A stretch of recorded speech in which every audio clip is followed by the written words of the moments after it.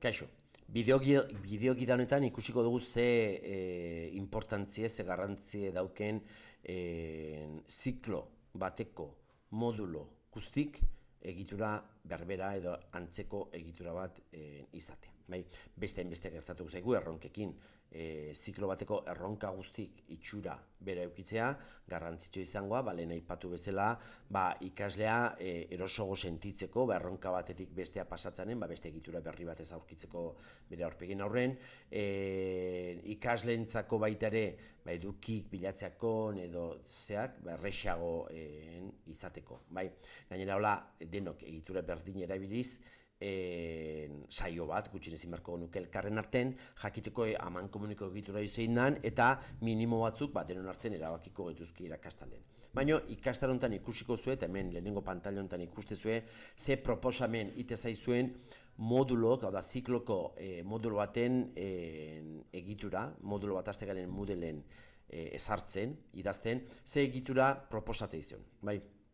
Orduan, lehenengo ikuste zuen, euki behar duela sarrerako atal bat, proposatzen duen modulo guztiek sarrerako atal bat izatea, nun bere modulo hortako helburuk sintetizatuta noski ikasle batentzako, ikasle bati zuzenduta, zezaztu, Moodleko ikastaroek ikasleentzako diela, ikaslei zuzenduriko diela, ez da lagu irakasleontzako, orduan hemen helburu jartze bali maiteu ikastarontako helburuk zeintzuien, ikasleak ulertzeko modun jarri beharko daiteu. Noski baita ere komunikazio txoko bat jarriko deu, irakaslek adibidez bere albistek jartzeko txoko bat izatea zinbesten, adibidez azterketa datak, lan entrega datak, konstantzi utziko genuke irakasleok gelan, eta konstantzi idatzitakoa, noiz entregatu behar duen, noizko izango gelako jardueratako data, edo hito garrantzitsuk, eta adibidez agian interesatzaigu, ikastaro modulo honekin hasi hordiken, autoebaluazio galdetegi bat betetzea, jakiteko ze aurre ezagutzakin datozten ikasleek. Gero, etorok zizkiu modulok, adibidez lehenengo moduloa, bigarren moduloa, hirugarren moduloa, beharraina modulo, moduloko unitatek, unitatek ez modulok, eta unitate bakoitzek itxura berdine izatea de aholkatzea du, da, lehenengo unitate didaktikok itxura bat baldin badu, bigarrenake berdine izatea, eta hirugarrenake berdine izatea. Hau da, denak hasiera baten komunikaziorako atal bat izatea, eta erabakitze baldin badeu ez izatea komunikazio atal hau sarrerako atalen baldin badauke, denak berdin jokatzea, hau da hemen ez jartzea, baizik eta bakar bat hemen erabiltzea. Importante da baita ere hemen unitate didaktikonen helburuk sintetizatzeitun testu bat gehitzea, baina ikaslei beti ere zaztu, ikaslei zuzenduta, autoebaluazio galdetegi bat nahi bali madade eta gero betiko binomioa. Alde batetik baliabide motibagarrik, bideogidak, HBOSP jarduerak, horrelako edukik jartzea, ikaslek bere ezagutza handitzeko, eta gero segidan baliabide eta segidan jarduerak, hau da galdetegik, baita ere HBOSP jarduerak ikusteko baliabideetan jarritako emandako ezagutza hau barneatzeko ikasle horrek, Eta azkenik, ebaluazio batutzailea edo jardezako atal bat. Baina hau dena irakastalden adostuta. Amaierako unidade bezala, hemen, beti aholkatze dugu bakizu, ikastaroaren jabetza intelektuala, Creative Commons, hau klasiko bada, ez du hemen aipatuko, eta amaieran, jardezako unidade bat, jabetza intelektuala baino lehenago, ikaslearen ebaluazio orokor bat burutzeko jardueran bat baldin badauket, hor jarri dezakezue, eta nola ez baita ere modulo honen ebaluazioa, ikasleen feedbacka jasota, modulo hau txukundu berrali maturgungo ikaste hartako, horrelako atal bat jar dezakezue. Goazen ikuste adibide praktiko bat, erdimedeko zakoa, prestakuntza ziklo batekoa, sareko sistemak, mikrosistema informatiko izeneko prestakuntza ziklokoa, eta sareko sistema eragilek izeneko modula. Hemen adibideat ikusiko dugu. Hau izango litzeke lehena, eta gero bendazko beste bat oraina, pixkat aldaketak inda eta egiturak zein da. Lehen, adibidez, hemengo modulo hau, guain ikustezuen lauzak izeneko formatoa dula, utxura,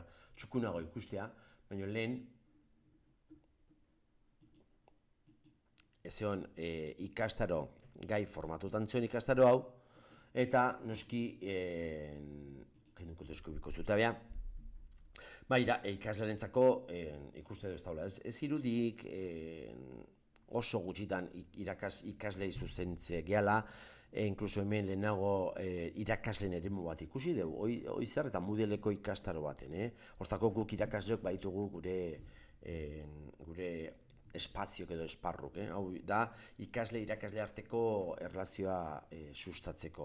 Ikustezu hemen eskrola, gora eta behera eta gora, erabil beharko lukela ikasle. Orduan lehenengo pauso hemen irakasleoekin duena pixkat txukuntzearren izan da ezarpenetan, grid itxura mate genuen lehen, eta orain lauzak itxura txukunagoa ikuste duenez, lauzak aplikatzea. Lauzak gai hemen kasuntan, ez da lauzak, bideogidaren helburu ez da lauzak esplikatzea, badaukuzelako beste bideogida bat. Horren, ikuste dugu, ez da hemen sintesi bat, ze ikusikoan modulo honetan, eta ikuste duna da baita ere, unidade edo atal desberdinek, batzuk ebaluazio izena jarrita, beste batzuk maiuskula jarrita, ez dakit nosan, falta zaigu jabetza intelektuala, DHCP, siglak, guk erabaki behar dugu irakasle bezala, egitura hau, ikaslearentzako txukunedan bai edo ez.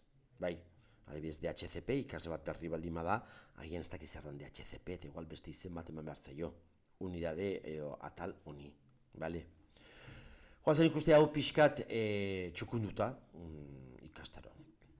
Lehenik eta behin ikustezu ez, sareko sistema eragileak jartzula ze helburu izango dituen irudi bat agertzea, eta jartzeguna da zuk ikasle modulo honetan, honelakoa eta honakoa egiten ikasiko duzu, ikaslei zuzenduta, bere hitzekin zuzenduta da behak ulertzeko modun. Hau oso horrezina, hemengo atal hau oso horrezina, beste gabe jun, adibidez, gure oinarrizko kurrikulum diseinua jun, oinarrizko kurrikulum diseinua jun, eta hor galdetu duna da adimen artifiziala bidez, helburu orokorrak jartzeko zan eta kitxo, eta behak indu. Hau, adimen artifizial bidez sortutakoa da, irudi ede baina hau, zeakin.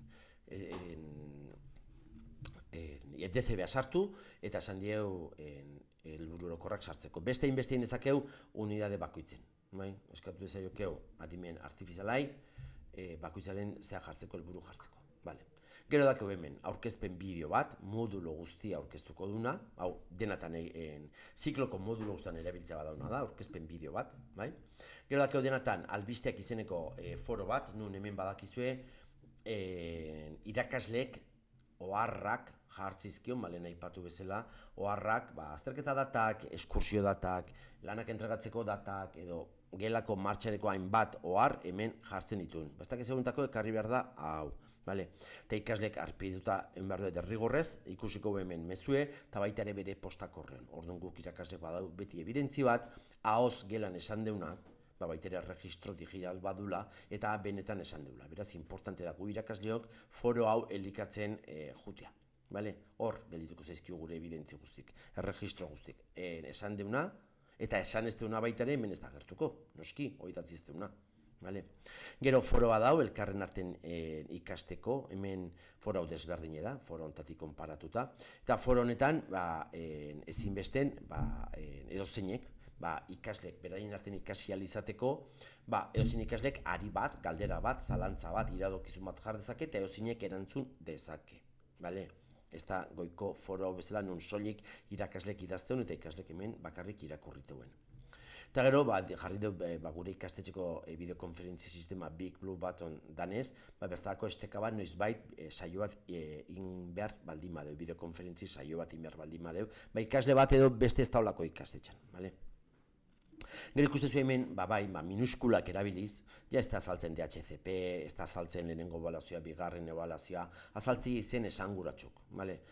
Unidade hauk aukeratzakon edo ataz hauek aukeratzakon, irakaslenek soilik berze DCB-a junda, eta ikusiuna da ze eduki mota ditun. 6 daude, eta behak jarri ditu, hemen jarri dituna da, bere ikastaron jarretu eduki horiek. Bai? Adimen artifiziala bidez jar dezaket hemen, oraindik egiteko dau, baina adimen artifizial bidez jar dezake hemen baita ere zein dan atal bakoitzen helburuk, bai, zeintzuien, ze ikasiko duen ikasle horrek, horrelako zerbait azaltzeko, bale? Hau denatan jarri, balen esan duen bezala egitura hau errespetatzeko, helburu eta sintesia denatan jartzeko, galdetegi bat inezaket, aurre galdera ezagutzak jakiteko, model bidez, eta gero jongo nintzeke baliabideak, bideogidak eta bideogida bidez, infografia bidez, testu jartzen, dibidez, hemen, DCB-tan jartzeitun eduki hauek garatzeko. Vale. Orduan, ikustezue eduki egitura berbera eukitzek, beste itxura ematen gure ikastetxei, eta ikasleen ikaskuntza prozesue errezteko laguntze dula. Gutxura izango litzeke, Tolosaldeako estilo bat, modulok sortzeko estilo bat, markatuta izatea. Beti ezaztu, ikastaro hauek daudela ikaslei zuzenduta, eta beraien gan jo behar duela. Beraiek gu gabe, gure arten, gukin gela non gabe, ulertu behar duela hemen zein behar duena da. Zenbat eta ohar gehiago jarri, hobeto. Beste ikusiko da aurreago, beste bideogida baten erronkako egiturai buruz.